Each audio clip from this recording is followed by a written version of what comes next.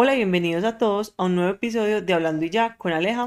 Y el Guerre. El día de hoy vamos a estar hablando sobre la migración china hacia Panamá, dándoles un pequeño contexto histórico primero. Entonces, vamos allá. Bueno, principalmente la migración china hacia Panamá comenzó por varios factores internos, pues dentro del país, que obligaban a las personas como a buscar oportunidades en otros lugares. Uno de esos factores fueron la dinastía Qing, las guerras del opio y también pues algunas, ¿cómo se dice la palabra? Desastres Algunos naturales. desastres naturales que sucedieron dentro de China, que obligaron a que las personas empezaran a buscar como un futuro en otros sitios. Para eso, Aleja nos va a ampliar un poquito más de qué pasó en China y ya continúo con el resto. Bueno, para ampliar un poco más el tema de la dinastía Qing, era que por decisiones que se tomaron dentro pues de la dinastía, estaban pasando necesidades económicas, tanto pues como por el hambre y porque ya tenían pues unos impuestos muy altos pues para pagar. Aparte de esto, pues era más como que estaban en una crisis económica al mismo tiempo. Hay otro factor que fue la rebelión Taiping. Esa rebelión fue una guerra civil interna en China que muchas personas como que no conocen. Personalmente yo no la conocía y tiene una magnitud tan grande que es casi que al nivel de la Segunda Guerra Mundial porque dejó en total alrededor de 20 y 30 millones de personas pues muertas, que fue la rebelión Taiping. Esa rebelión fue iniciada por un señor llamado Hong Xiuquan, que ese fue el líder. La historia es muy curiosa porque él, él se autoproclamó hermano de Mm, Jesucristo. Y eso fue como que en un sueño que él tuvo. Pero realmente pues como que eso por qué pasa o eso cómo inició y fue que pues él era pues de una familia campesina de clase media y pertenecía a una etnia que era minoría dentro pues de China. Dentro de ese país hay como diferentes etnias y él pertenecía pues como a una minoría. En esa época las personas debían como que de ir subiendo, por decirlo así, como en las clases sociales. Y para eso realizaban como unos exámenes como tipo públicos, como para lograr acceder a cargos dentro pues del gobierno o para hacer cosas dentro de la sociedad. Y al ser parte de una minoría, pues él hacía parte como de la escala más baja. ujú. Él presentó ese examen 3 veces y no pasó.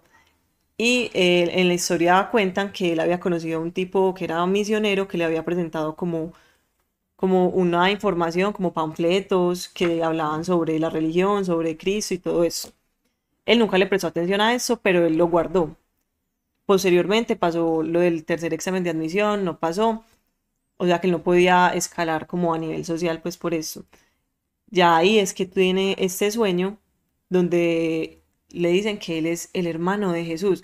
Ya a partir de eso él comienza como a crear un tipo, como eso se llama pues adeptos, pues como para que lo sigan a él y él empieza como a esparcir un poco de esta creencia alrededor de China y también lo que él trata de hacer dentro como de ese movimiento que era pues como religioso y político era que las mujeres también tuvieran como las mismas condiciones que los hombres, pues como que difundía la igualdad y ya no estaba permitido como las relaciones poliamorosas, sino que era pues como la monogamia. Uh, Y también esparcía, pues como, es que suena muy raro esparcir, pues como difundía la religión, eso era como católico ortodoxo, pues sí, porque no era tal cual, porque él no creía en la Santísima Trinidad. Entonces, bueno, a partir de que él comenzó a hacer como ese movimiento, él empezó pues a tener más adeptos y más personas que lo seguían, también eran pues muchos campesinos. Él empezó a conquistar como provincias y ciudades y una de las cosas que él decía era que debían como de creer en esa religión. Y pues muchas personas no creían, entonces ahí comenzaron también el tema de las masacres y otra de las cosas que él quería era como derrocar pues a la dinastía que estaba en el momento que era la Qing y otra de las cosas es que él crea una cosa que se llama Reino Celestial de Paz y Prosperidad, que era pues lo que él quería como difundir allá en China. Bueno, pues posterior a eso ocurrieron pues muchos asesinatos porque ellos querían pues como les digo, como ser como los que estaban pues Pues en el, dominar, sí, dominar. dominar, quitarle el puesto a la dinastía Qing. Si quieres, continúas más con el contexto. Ese es como el resumen de lo que pasó de los Taiping. Ah, bueno, entonces ya con base a toda esta guerra y todos estos problemas económicos que tenían las personas allá en China, empezaron a mirar como que a otros países que otras oportunidades podían tener. Ahí es cuando se pegan de lo que estaban haciendo en esa época, que era la fiebre del oro. Entonces empiezan a migrar hacia países en donde ellos podían ver que con la fiebre del oro podían salir adelante. Ujú. Uno de esos países, uy, un pelo aleja, uno de esos países, es que algo me estaba picando por aquí, yo, ¿qué es ¿Qué es? eso? Uno de esos países resultó ser Panamá. Aquí eso fue en 1858, 1954. 1854. En 1854 llegan los primeros chinos a Panamá en tres barcos. Uno de ellos se llamaba el Sea Queen. Ah, no, Sea Wish. Para los que no saben inglés, la bruja del mar. Ah, sí, el Sea Witch. Entonces llegan, entonces, bueno, importante, va a conocer el nombre del barco. Entonces, bueno, llegaron a Panamá y empezaron como a instaurarse. Obviamente, como están llegando pues sin nada, ellos se empiezan a situar en provincias, pero pues obviamente en casas no tan buenas, pues como que muy, Eran muy tipo precario pues como todo, ¿no? barracas. Pues decían la Barraca, ¿verdad? palabra. Yo no sé qué es una barraca, pero sí que son como barracas, Es como lo que muestran en las películas de la Segunda Guerra Mundial, que eran como esas, como un esas casas. cambuchito. Sí, pues era como algo muy sencillo. Ah, bueno. Entonces empiezan pues con todo esto, empiezan a trabajar y luego de 3 años ya son 1262 chinos en Panamá. Obviamente ya aquí empiezan a tener ya como una influencia mucho más grande en Panamá porque los empiezan a traer para empezar a realizar el ferrocarril. Ujú. Al mismo tiempo, también los empiezan a usar para construir el canal de Panamá, que obviamente lo construyeron junto con los franceses. Entonces, a partir de aquí, empiezan a tener como que ya un poder adquisitivo mucho mejor porque empiezan pues como a trabajar y todo eso, ya no viven en barracas, sino que empiezan a tener unas casas como que mucho más cómodas, mucho más dignas. Al mismo tiempo, tenían como un puesto como mucho más respetado en la sociedad porque obviamente ellos llegaron con su mentalidad de trabajo, familia, honor, bueno, todo eso que son los chinos, llegaron como con esa ideología y empezaron a crear también muchas empresas Ujú. y como que muchos negocios que fueron extendiéndose por diferentes provincias de Panamá y empezaron a que la economía de Panamá empezó también a salir adelante gracias a todo el trabajo de los chinos. Entonces, empezaron también como que a ayudar en la economía del país y pues ya hasta este momento que se empezaron que pues como que ya están bien instaurados, ya viven muy bien y están instaurados en las zonas de Santa Ana, El Chorrillo, Salsipuede, La Boca, Terraplén y Avenida B. Esos son los sitios donde ellos pues como que principalmente estuvieron pues ubicados en su tiempo. Otra cosa que pues, se puede agregar de la información es que la mayoría de las personas provenientes de China venían de provincias del sur y de la capital de Cantón, creo que es la capital, que es Guangdong. Entonces muchachos, ya después de haber hablado todo esto, resulta que les tenemos una sorpresa y es que hicimos, bueno, Aleja fue la que hizo una entrevista con uno de estos que descendientes, no sé, pues es un panameño Ascendencia con china. ascendencia china, o sea que es un chino panameño, el cual pues tuvimos la oportunidad de poder traerlo al podcast, de poder dialogar con él sobre toda su historia, solamente para darles un pequeño abrebocas y sigan viendo el podcast. Uno de sus abuelos fue el que ayudó a construir el canal de Panamá. Entonces, sin más preámbulo, pues vamos a ver la entrevista. Entrevista.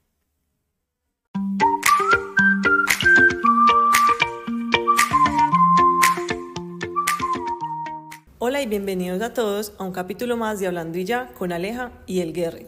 En el capítulo de hoy tenemos una entrevista con un invitado muy especial con ascendencia asiática y pues para empezar quiero que te presentes, digas cuál es tu nombre, qué edad tienes y de dónde vienes. Ah, claro. Hola Aleja, ¿cómo estás? Mi nombre es Wilson, tengo 29 años. Como ven, soy asiático, pero gran parte de mi vida estuve viviendo, bueno, de hecho nací y tengo toda mi vida en Panamá. Soy emprendedor, estoy emprendiendo de los 21 años y sí, esa ha sido gran parte de mi vida. Bueno, yo quería saber por qué tu familia decidió irse a vivir a Panamá, qué oportunidades vieron allá. Ok, Panamá, ¿por qué? ¿Has escuchado el sueño americano? Bueno, Panamá por un tiempo, por parte de la construcción del canal, varios asiáticos del cantón fueron a buscar un empleo o buscar una oportunidad de vida ya, para mejorar la calidad más que todo, ya que la mayoría de los asiáticos en ese tiempo éramos campesinos. eh, Era una buena oportunidad. Y además, ¿cómo, cómo decirlo? Panamá era un país que vimos en tema de crecimiento, una oportunidad. Y ¿por qué no Canal de Panamá? Sería una de las mejores opciones que tuvo, creo que para ese tiempo, mis padres. Y de hecho, aquí en Panamá somos la tercera generación, por lo cual mis abuelos fueron los primeros en venir acá. Me parece súper increíble eso que me cuentas porque siento que muchas personas no conocen tal vez como por qué hay tantos chinos en Panamá o el porqué de la inmigración, perdón, migración hacia Panamá. Entonces también quiero saber, o sea, ya después de todo este tiempo que ha pasado, ¿qué los ha motivado a seguir viviendo en Panamá? Entiendo que también es porque ya está pues gran parte de la familia, pero si hay algún otro motivo más para continuar viviendo en Panamá. Ah, no, claro. Hay que empezar por algo. Migrar a un país no es fácil. Eh, Nuestros padres, al momento de emigrar a Panamá, hubieron varias barreras y la principal fue el idioma. Es bastante difícil cambiar de chino a español debido a que nosotros, bueno, mis padres no tienen la idea de cómo pronunciar tales palabras, hablando de gramática, hablando de los fonemas. Es un idioma difícil de aprender y también hay que saber que en generaciones anteriores no tenemos la misma tecnología que tenemos ahora. Aprender, digamos, un idioma es más fácil porque hay muchos tipos de programas, cursos que hoy en día se dan en redes sociales. Obviamente era mucho más fácil, es mucho más fácil aprender ahora, pero igual es algo difícil por temas de dicción, por temas de pronunciación y la famosa R latina que para muchos asiáticos es muy difícil pronunciarla, lo cual se ve muy pronunciada en la generación de nuestros padres. Sí. La R es difícil. Y claro, ya después de que la generación de nuestros padres ya se asentaron en Panamá, digamos que generaciones después se nos es más difícil migrar a otro país porque ya estamos asentados en Panamá. Panamá es cómodo, ya tenemos, digamos que estabilidad, tanto familiar como financiera. Pero muy pocos se atreven a aventurarse o a tirarse a otro país porque migrar no es fácil. Migrar no es fácil, de verdad que no es fácil. Vas a otro país. En este caso, si sabes el idioma, se te es un poquito más llevadero, pero una barrera cultural o la principal es el idioma. No poder entender o poder expresarte o poder comunicarte en otro país es muy difícil. Me parece súper interesante lo que mencionas del idioma porque se tiene claro que en la época que tus padres migraron o que incluso pues los abuelos migraron, ellos tenían una barrera más grande por el tema de cómo aprender o quién me va a enseñar. Entonces siento que es un logro grandísimo poder pues migrar allá, empezar a hacer una nueva vida desde cero y buscar nuevas oportunidades. Y aparte de eso, se me viene a la mente otra pregunta y es si en algún momento ellos como que no extrañaron como volver a China, o sea, ya después de que tal vez la situación mejoró, o si en algún momento ellos dicen como nos gustaría volver a donde vivíamos antes o tal vez a otra ciudad.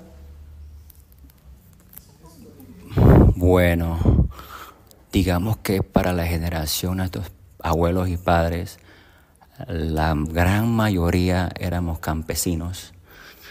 Y además por tema de comunismo en China, realmente se hacía muy difícil volver atrás. Además, tampoco era fácil, o sea, digamos que se ahorraba tal dinero para migrar y ya era sin pensar atrás. No había vuelta atrás. Y por lo general, cuando se iba a Panamá, los contratos de trabajo tampoco eran tan flexibles. Obviamente, cualquier asiático que lleva allá, ya por temas de hace tiempo, posiblemente tuviera un contrato bastante estricto, en el sentido que tenías que trabajar 10, 15 años seguidos. Posiblemente, sí, y además el salario de hace tiempo también no creo que sea tan bueno como para poder ahorrar y irte de viaje o regresar a China y de vuelta. Eran tiempos difíciles, así que uno debería estar mentalizado de que si tú te vas a Panamá, a otro país, es sin vuelta atrás. Impresionante. Bueno, ya ahora cambiando un poco el tema, ya centrándonos un poco más en la trayectoria que tienes en el mundo, pues de emprender. Me gustaría saber qué te inspiró pues a tomar este camino y pues ya nos contaste tu edad, pues la que empezaste que fueron 21 años, pero en esa época, o sea, primero, ¿qué te inspiró a iniciar en el mundo del emprendimiento? ¿Cuáles fueron como esos retos del inicio? Porque me imagino que fueron muchos que tuviste que enfrentar y cómo lo solucionaste o cómo actuaste. Normalmente en la cultura asiática nosotros tenemos el hábito de trabajo y la cultura también de trabajar. O sea, se nos inculca de manera o se nos inculca en una temprana edad. Digamos que la mayoría de los asiáticos en Panamá empezamos con pequeños negocios que son de tiendas, supermercados. Es un negocio donde se trabaja, tiene un horario bastante extenso. ¿Cuáles son los horarios? Digamos que un poquito más del horario permitido. Pero trabajamos a esos horarios extensos, pero como lo hacíamos a temprana edad, simplemente nos gustaba o teníamos pensado, mira, estoy trabajando cierta cantidad de horas, es cansado, quiero mejorar mi calidad de vida. Necesito salirme de este hueco, de esta zona de confort, aunque haya que trabajar mucho. O sea, quiero mejorar. La palabra mejorar creo que es lo que siempre nos ha identificado los cambios. Sí, porque estar siempre en el mismo lugar no es, puede que sea cómodo, pero no vas a crecer. No vas a crecer. Y de verdad que tienes que ir al mundo a experimentar, a ver qué te puede ofrecer el mundo, o coger el mundo por los cuernos. Pero sí, emprender no es fácil, de verdad que no es fácil. Al principio, la inversión que tú haces realmente no ves un retorno tan temprano. Hay que ser siempre consistente y nunca cambiar el enfoque. Puedes cambiar las vías, pero nunca cambiar tu norte, que es lo más importante, tener metas. Lo ideal es tener metas a corto plazo, dividirlos por fase, para uno mismo ir viendo el crecimiento de cada uno y tener metas a largo plazo. Así que la disciplina, tanto la constancia, es bastante importante al momento de emprender. Obviamente va a haber altos y bajos, porque toda la vida, no hay una vida que siempre sea lineal. Eso no va a existir. Siempre va a ser altos y bajos, pero eso también significa que estás creciendo, porque vas caminando, no te mantienes siempre en el mismo lugar, sales de tu zona de confort y a ver qué depara el mundo. No, eso que dices es súper importante y me impresiona mucho también el hecho de que si vemos todo el contexto familiar, no fueron personas que uno puede decir como, ay, son personas acomodadas, sino que les tocó pues súper duro desde que llegaron y a pesar de las adversidades lograron construir lo que ya tienen hoy en día y lo que son hoy en día. Y eso es demasiado valioso y el hecho también de poder transmitirle generación tras generación ese mismo pensamiento, me parece pues increíble. Aparte de todo lo que me contaste, ¿qué crees que te diferencia a ti de los otros emprendedores que hay, tal vez en el mercado? Diferenciar. Bueno, primero que todo hay que ver en qué mercado o en qué nicho yo me voy a dedicar. A veces, digamos que cada familia se dedica a una cosa. Entonces, uno va aprendiendo el know-how o de cómo hacer esa cosa y empieza con eso. Uno siempre empieza con lo que uno sabe, que es en teoría lo más seguro, porque ya sabes cómo es el proceso, ya sabes cómo hacerlo y ya tienes una base de cómo hacerlo y con esa base irlo evolucionando poco a poco. Va a haber un momento en donde te aburras de eso, lo cual pasa mucho. Por eso el cambio es muy importante porque te ayuda a crecer. Eso es lo que realmente habría que enfocarse. Dos opciones. O te quedas con lo mismo y lo evolucionas poco a poco hasta llegar al tal punto que tú desees. O simplemente saber que, mira, este es mi límite. Hasta aquí llego con esto. Me toca cambiar o me toca ver, coger otra vía. Pero con el mismo enfoque, crecer.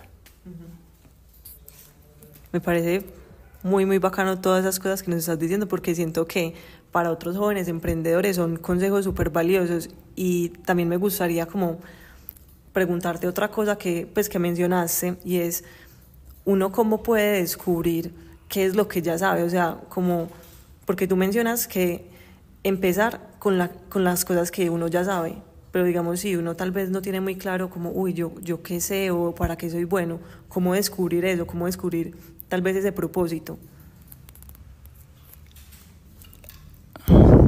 Para algunos es difícil, para algunos es fácil, pero yo diría que empiecen temprano. ¿Por qué? El tiempo es valioso. Para una persona de 20 años es mucho más fácil levantarse que para una persona de 30 años. Así que el rango entre 20 años a 30 años yo diría que tírate al mundo. Empieza a viajar, si tienes la oportunidad de viajar, empieza a probar cosas diferentes. Puede que no encuentres lo que te guste, pero ya vas a ver qué no te gusta. Y entonces vas filtrando poco a poco. Ese es el verdadero dilema, saber qué hacer. Por eso siempre es bueno tratar de sumergirse a este mundo de los negocios o sumergirse en un mundo que más o menos, digamos, me gusta esto, quiero probarlo. La única manera de saber algo es probándolo. Yo diría que sí. Claro, acuérdense que el tiempo es oro, es algo muy importante. Por eso digo, empiecen lo más temprano. Ya para ayer ya es tarde. Bueno, ya ahora un poco hablando sobre la cultura pues, y la adaptación en Latinoamérica. ¿Cómo crees que tu origen cultural ha influido en tu forma de hacer negocios y también pues, en la vida personal en Panamá? Bueno, a pesar de estar en otro país, digamos en Panamá en este caso, hay que siempre acordarse de dónde uno viene. Importante eso. Culturalmente hablando, diría que no me afecta mucho porque toda mi vida he vivido en un país latinoamericano, en este caso Panamá. Se me hace, podría decirse que son todos los hábitos que me han inculcado mis padres, que es lo que me ha ayudado a hacer negocios en Panamá. Y obviamente al momento de hacer los negocios, ver siempre qué se puede hacer, ver siempre qué puedo mejorar, pero de tema cultural diría que Panamá, por ser un lugar donde tú tienes que trabajar, es como que no tengo que hacer mucho. Ya yo sé que tengo que trabajar para crecer, tengo que hacer lo que tengo que hacer. Pero obviamente la cultura sí influye bastante porque ya el asiático tiene de por sí en la sangre la cultura del trabajo o el hábito del trabajo. Ya lo que es disciplina, ya le tocaría a uno formarse, porque ser disciplinado te ayuda a mantenerte constante. El hábito de levantarse temprano, el hábito de hacer algo que no te guste, porque a nadie le gusta trabajar. A nadie le gusta trabajar, pero es algo que tienes que hacer para conseguir algo mucho mejor. Claro.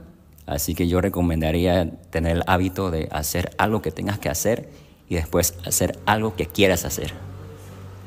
Es bueno trabajar duro, pero también hay que saber trabajar inteligente. Sí. Te ahorras tiempo y te ahorras esfuerzo. Pero obviamente al comenzar necesitas hacer sacrificios. No todo es fácil. Va a haber momentos donde tú quieras retirarte y son esos precisos momentos donde tú tienes que seguir porque ya estás caminando. O sea, no te puedes rendir. Las cosas, el primer escalón siempre va a ser el más difícil porque estás en un momento donde no sabes qué te va a pasar. Por eso hay que seguir trabajando. Pero sí, la cultura asiática, digamos que mis padres que me inculcaron, me ayudaron en eso, siempre seguir. Si tienes el enfoque muy claro, hazlo. Y si sientes miedo, hazlo. Porque ese preciso instante donde tú sientas que algo que no sabes, que no se te es desconocido, yo diría que lo hicieras, porque no sabes qué cambio puedes tener o qué te depara el mundo. Sí. No, súper bueno esos consejos que estás dando, pues sin ni siquiera hacer como un consejo, sino como tu experiencia de vida. Me parece eso primordial porque muchas personas, o sea, son como que quieren hacer muchas cosas y se frenan como al primer error o a la primera de que las cosas no se les van dando. Y yo también pienso eso de que pues en la vida las cosas se construyen cada día, o sea, día a día hay que trabajar por lo que uno quiere, porque si uno cree que las cosas vienen como de la noche a la mañana, que siento que eso también va muy ligado con como que la vida va muy rápido hoy en día también por el tema de las redes sociales y todo el mundo ya cree que todo se consigue como inmediatamente, entonces como que al primer como desafío o dificultad lo dejan y ese es un grave error porque entonces ahí en ese lugar, cuando lo están dudando, ahí es donde se puede incluso escalar pues más.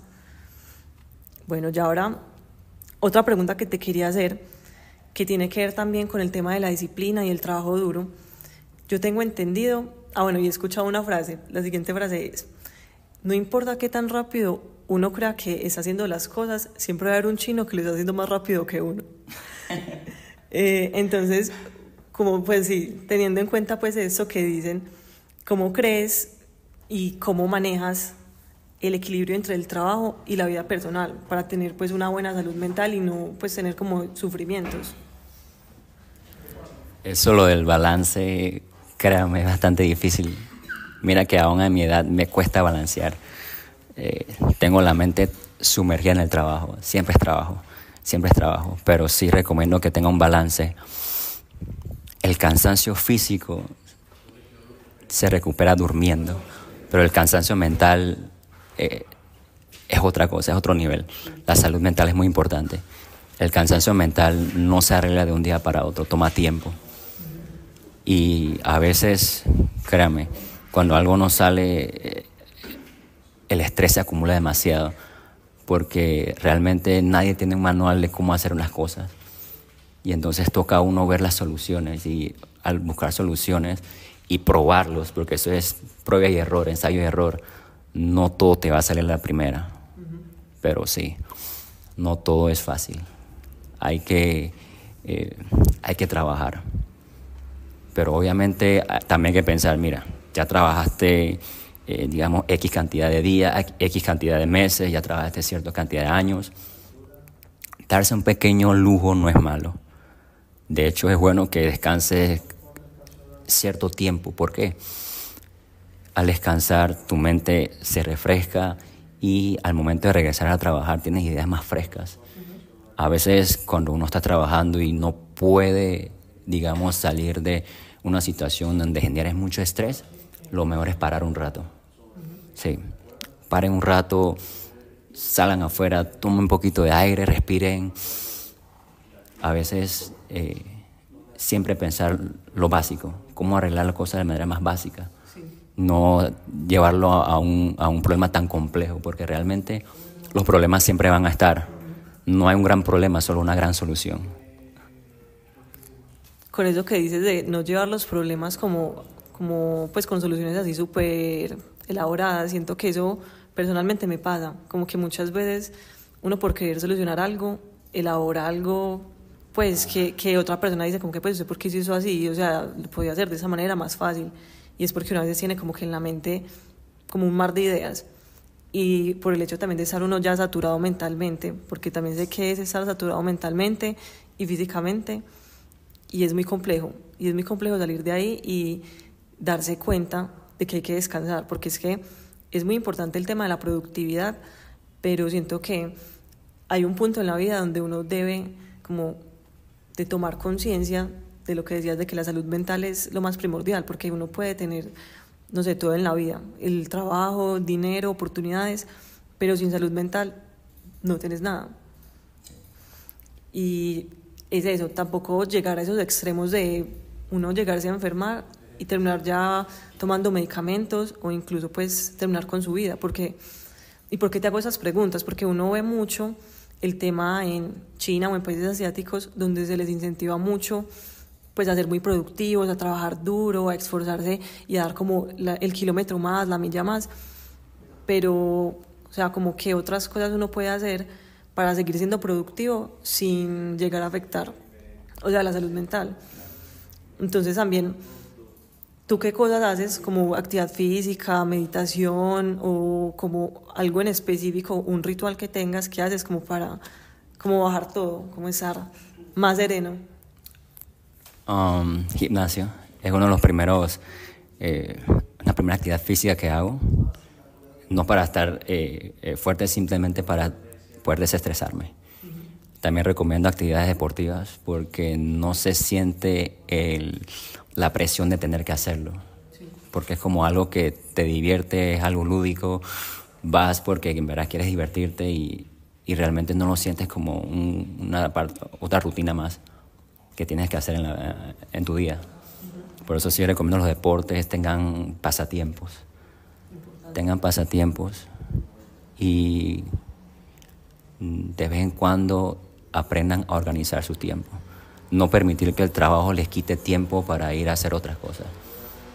Siempre va a haber trabajo, pero, como te digo, trabajar las 24 horas del día está bastante complicado. Puedes hacerlo, pero el costo-beneficio de sacrificar salud por trabajo, tendrás que calcularlo. No está mal hacer un sacrificio un tiempo, pero con el tiempo te vas a dar cuenta que tienes que balancear. Claro. Sí, porque al momento que te descuidas, créeme, puedes tener todo el dinero del mundo, pero el dinero no compra salud. El dinero compra tiempo. Ajá. Bueno, y ya pues como para finalizar un poco, me gustaría saber, ¿qué crees que es lo más importante para tener éxito en la vida y en los negocios? Y también me gustaría que es como un consejo pues para las personas que nos están viendo. Éxito. Sean constantes. La vida no siempre va a ser color de rosa. Siempre va a haber momentos difíciles. Eso sí, muchos momentos difíciles. Pero ser constante ayuda a que siempre mantengas tu norte. Trata de no desenfocarte y si lo haces, que sea por un tiempo determinado y de nuevo al trabajo. Porque emprender no es fácil. Requiere mucho sacrificio y mucho tiempo de uno. Eso sí, emprender no es fácil. Los primeros años de emprender son difíciles. El segundo año también es difícil. Emprender no es para débiles. De verdad que sí. Tienes que estar mentalizado en el que tú vas a querer trabajar hasta llegar a tu meta. Lo que recomiendo es siempre tener el norte claro, saber qué tú quieres hacer y simplemente hacer lo que tienes que hacer. Ya con el tiempo vas a darte cuenta de que ciertas cosas que tomaron tiempo, ahora mismo se te es más fácil. Lo difícil se vuelve fácil con el tiempo, porque ganas experiencia. Pero sí, sean constantes, tengan buenos hábitos, tanto alimenticios, buenos hábitos en términos de actividad física, actividades recreativas, siempre tengan un balance, porque te permite tener la salud mental bastante saludable, para la redundancia, pero sí, es importante también dormir las cantidades de horas necesarias, porque siempre necesitas tener la mente fresca para la toma de decisiones. Y si se puede, siempre tengan un mentor. Tener un mentor te ayuda a cortar tiempo, porque ya conoces todos los errores que él cometió. Y entonces, si él te pasa esa información o esa experiencia, la verdad que te ayuda a crecer más rápido. Y siempre en la vida hay que tener un poco de suerte. Pero para tener suerte tienes que estar sumergido en ese nicho, o tienes que estar bien sumergido en esas situaciones donde permiten buscar oportunidades. Oportunidades siempre van a haber, solo hay que saber tomarlas a tiempo.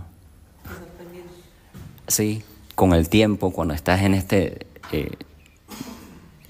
mundo de emprendimiento, tú aprendes a afinar más la vista. Tú ves cada cosa, ves las oportunidades en cada rincón. Entonces son esas pequeñas cosas donde hay que tratar de ver cómo mejorarlo. Y claro, siempre buscar mejorar una necesidad, que es lo más importante.